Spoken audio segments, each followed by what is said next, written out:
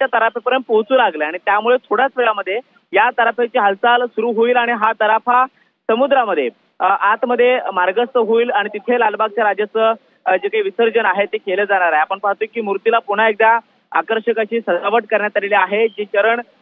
ज्या सोन्याचा मुलामा असलेले जे काही चरण आहेत ते खरं तर सुरुवातीला मूर्ती ज्या वेळेला पोहोचली त्यावेळेला या कार्यकर्त्यांनी काढून बाजूला ठेवलेले होते, मात्र मूर्ती तराफ्यावरती चढू शकली नाही आणि त्यामुळे विसर्जन हे लांबणीवरती पडलं आणि म्हणून आत्ताच्या आरतीसाठी खास पुन्हा एकदा लालबागच्या राजाला सजवण्यात आलेलं होतं आणि अखेर आता ही विसर्जन मिरवणूक जी आहे ती आता सुरू होते आणि ती म्हणजे समुद्रामध्ये जाण्यासाठी गर्दी मोठ्या प्रमाणामध्ये तराफ्यावरती सुद्धा पाहायला मिळते। त्याचबरोबर गिरगाव चौपाटीवरती तुफान अशी गर्दी जी आहे ती सगळ्या भक्तगणांची पाहायला मिळते आहे। गणेश भक्त मोठ्या प्रमाणामध्ये या ठिकाणी जमलेले आहेत आणि या सगळ्या गणेश भक्तांच्या माध्यमातून बाप्पाला हा शेवटचा निरोप जो आहे तो आता गिरगाव चौपाटीवरून दिला जातोय आणि सगळ्यात महत्त्वाचं सांगायचं झालं तर गिरगाव चौपाटीवरती जेवढ्या काही सार्वजनिक गणेशोत्सवांना विसर्जित केलं जातं त्यापैकी आजची ही सगळ्यात शेवटची मूर्ती म्हणावी लागेल आणि ती म्हणजे लालबागच्या राजाची, ज्या मूर्तीला लालबागच्या राजाला थोड्याच वेळामध्ये निरोप जो आहे तो दिला जाणार आहे आणि त्यासाठी हजारोंच्या संख्येनं गणेश भक्त हे मोठ्या संख्येनं आता गिरगाव चौपाटीवरती दाखल झालेले आहेत। खरं तर 8 वाजता जेव्हा ही मूर्ती इथं पोहोचली त्यानंतर पुढच्या काही तासामध्ये विसर्जन होणं अपेक्षित होतं, मात्र भरतीमुळे ते विसर्जन लांबलं आणि त्यानंतर इथली गर्दी जवळपास ओसरलेली होती। मात्र आता विसर्जनाची वेळ झाल्यानंतर पुन्हा एकदा हजारो जे काही गणेश भक्त आहेत त्यांनी पुन्हा एकदा या ठिकाणी तुफान अशी गर्दी केल्याचं पाहायला मिळतंय। थोड्याच वेळामध्ये हा तराफा लालबागच्या राजाला घेऊन समुद्रामध्ये मार्गस्थ होताना आपल्याला पाहायला मिळतो। त्यासाठी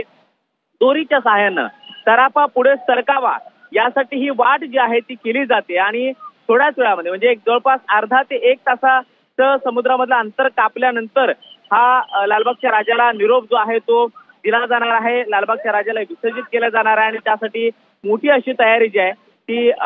केली असल्याचं पाहायला मिळते। अगदी जवळून दुसऱ्या एका बोटीच्या माध्यमातून आपण ही सगळी व्हिज्युअल्स पाहतोय जी दिवसभर आपण आपल्या प्रेक्षकांना दाखवलेले आहेत ते म्हणजे कशा पद्धतीनं हा तराफा सजवण्यात आलाय जो गुजरातवरून आणलेला होता। खरं तर या तराफ्यावरती मूर्ती दिवसभर चढू शकलेली नव्हती आणि म्हणून वेगवेगळ्या टीका सुद्धा सोशल मीडियावरती सुरू झाल्या की दरवर्षी कोळी बांधवांचा जो काही तराफा होता त्या तराफ्यावरने विसर्जन करताना कधीच एवढी अडचण आलेली नव्हती, मात्र आज नवीन तराफा आणल्यानंतर या तराफ्यावरती अडताना विसर्जन करण्यासाठी जो काही लालबागच्या राजाला जेव्हा चढवण्याचा प्रयत्न झाला तेव्हा तो तिथे चढला नाही किंवा ते चढवत असताना असंख्य अडचणीचा सामना सगळ्या लालबागच्या राजाच्या मंडळाला करावा लागला। हे देखील